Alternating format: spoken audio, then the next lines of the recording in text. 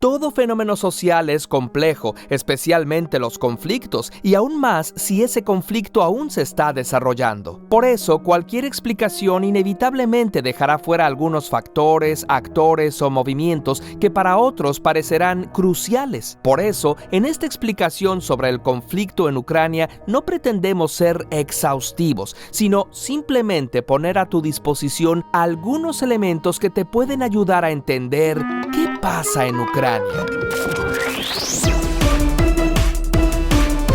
Ucrania es este país en medio de Europa del Este. Al parecer, su nombre proviene del eslavo antiguo Kraina, que significa frontera y que en ucraniano significa simplemente la tierra, el país. Se trata de una región muy próspera desde tiempos antiguos. Demóstenes la consideraba el granero de Grecia. Es posible que Kiev, su capital, se haya establecido desde hace unos 1500 años y fue en el siglo IX cuando los pobladores, llamados los Rus, formaron una federación de tribus llamada la Rus de Kiev, que en los siglos siguientes sentó las bases para la identidad nacional de bielorrusos, rusos y ucranianos. Esta región constantemente ha estado en disputa. En el siglo XIII, los mongoles devastaron el país y luego se formaron los principados de Galicia y Volinia. En el siglo XIV, la mayor parte del territorio fue controlado por el Gran Ducado de Lituania y luego por la Mancomunidad de Polonia-Lituania. En el siglo XVIII, el zar ruso se anexó el Kanato de Crimea y luego emprendió una rusificación de la cultura ucraniana. Y antes de empezar la Primera Guerra Mundial, el territorio estaba dominado por Austria y Rusia. Por eso, en la guerra, Ucrania peleó en los dos bandos al mismo tiempo. Pero con el colapso del Imperio Ruso en 1917, aparece un movimiento nacional por la independencia de Ucrania. Del lado austrohúngaro, la República Popular de Ucrania duró poco, pero del otro lado, en 1919, declara su independencia la República Popular Ucraniana. La revolución bolchevique que ocurría en Rusia llegó hasta Ucrania para finalmente dar origen a la República Socialista Soviética de Ucrania, una de las 15 repúblicas de la gigantesca Unión Soviética.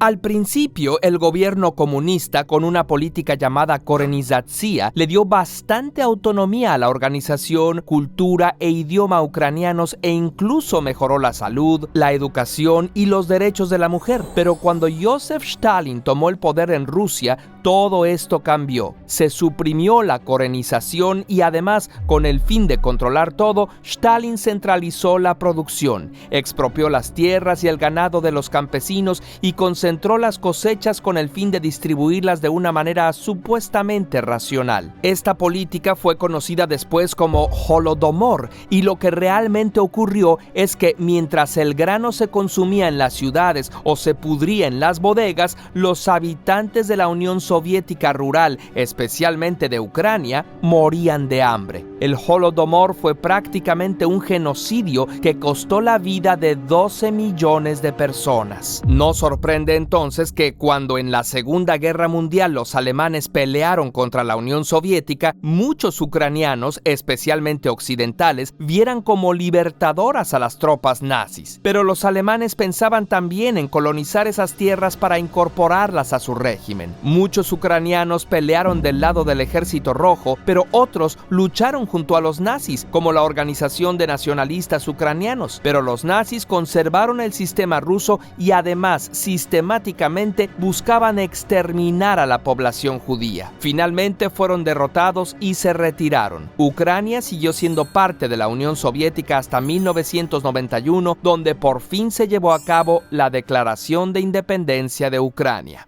Actualmente en Ucrania convive una mayoría culturalmente ucraniana con una minoría de habla rusa. En 2013, el presidente de Ucrania, Viktor Yanukovych, rechazó un acuerdo de asociación con la Unión Europea y decidió estrechar sus lazos con Rusia, lo que provocó una serie de protestas conocidas como las protestas del Euromaidán, por la plaza donde comenzaron. Y en 2014, Yanukovych dimitió y fue elegido presidente Petro Poroshenko. Báltico, quien, aún sin firmar algo formalmente, se alineó con el bloque de la Organización del Tratado del Atlántico Norte, la OTAN, la alianza que agrupa, entre otros, a Estados Unidos y muchos países de Europa. El acuerdo de la OTAN es algo así como: si atacas a uno de nosotros, te atacamos todos. El presidente de Rusia, Vladimir Putin, percibió esto como amenaza y, aprovechando que Crimea tiene un número significativo de habitantes rusófilos, emprendió una operación militar que culminó con la anexión de esta península a la Federación Rusa en 2014. En 2016, Ucrania se integró al mercado europeo y el presidente Volodymyr Zelensky, elegido en 2019,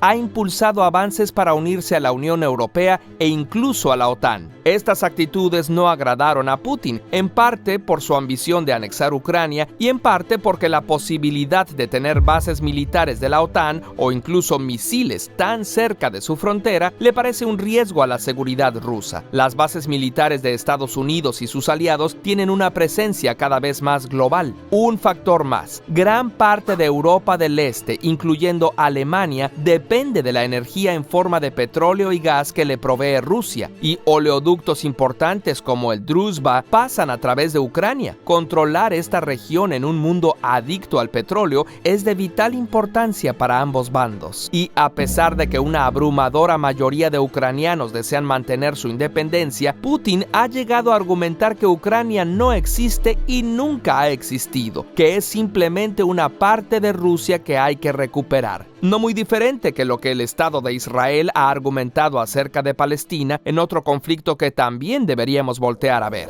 Como en todos los países, en Ucrania existen diferentes perspectivas y movimientos políticos. Unos simpatizan más con los rusos, otros más con los europeos, e incluso hay movimientos extremistas de extrema derecha de corte neonazi, como el partido político llamado Svoboda, surgido del Partido Social Nacionalista. Son pocos, pero la existencia de estos grupos ha dado un pretexto perfecto a Putin para invadir Ucrania en 2022. La respuesta de los países de la OTAN hasta ahora no ha sido militar. Además de enviar ayuda al ejército ucraniano, lo que se ha hecho es imponer sanciones a Rusia, como dejar de comprar petróleo, imponer impuestos a las importaciones de productos rusos y prohibir los vuelos a ese país, impedir a los bancos rusos que usen el sistema SWIFT de transferencias internacionales y otras medidas financieras. No sabemos cómo va a acabar esta crisis, pero sí sabemos que va a afectar a todo el mundo. La escasez de petróleo se reflejará en un incremento en los precios de los hidrocarburos. La falta de producción de grano provocará escasez de trigo y sus derivados en toda Europa. Y aún más, los países involucrados están aumentando sus presupuestos militares, lo que redundará en una reducción de los presupuestos dedicados a salud, educación o combate al cambio climático. Mientras tanto, las acciones de las empresas que fabrican y venden armas, casi todas ellas de Estados Unidos y de Europa, siguen aumentando. Lo que sí sabemos es que las guerras son producto de las ambiciones de los dirigentes ricos y poderosos, y quienes más sufren son la gran mayoría de las personas involucradas. La gente no quiere la guerra, que solo trae dolor, hambre y desconsuelo. Incluso la población rusa ha salido a protestar a las calles. Y mientras nos preocupa el grave conflicto en Ucrania, recordemos también que Estados Unidos y sus aliados de la OTAN han participado en numerosas intervenciones militares en todo el mundo. Ante estos conflictos que nos rebasan, ¿qué podemos hacer nosotros? ¿Cancelar los conciertos de compositores rusos como Tchaikovsky o Prokofiev? ¿O dejar de leer a Tolstoy y Dostoyevsky, quienes, si estuvieran vivos, probablemente se hubieran opuesto a la guerra? Eso no ayuda en nada y sí contribuye a denostar a todo un pueblo y una cultura. Lo que sí podemos hacer es ayudar a las víctimas del conflicto, desplazados y refugiados que no tienen la seguridad de dónde van a vivir o qué van a comer. ACNUR es el organismo de las Naciones Unidas encargado de proteger a los refugiados y desplazados por persecuciones o conflictos y promover soluciones duraderas. Si tienes la posibilidad de apoyar, entra a su página en acnur.org y ayuda a la gente en Ucrania Ucrania o en África, Afganistán,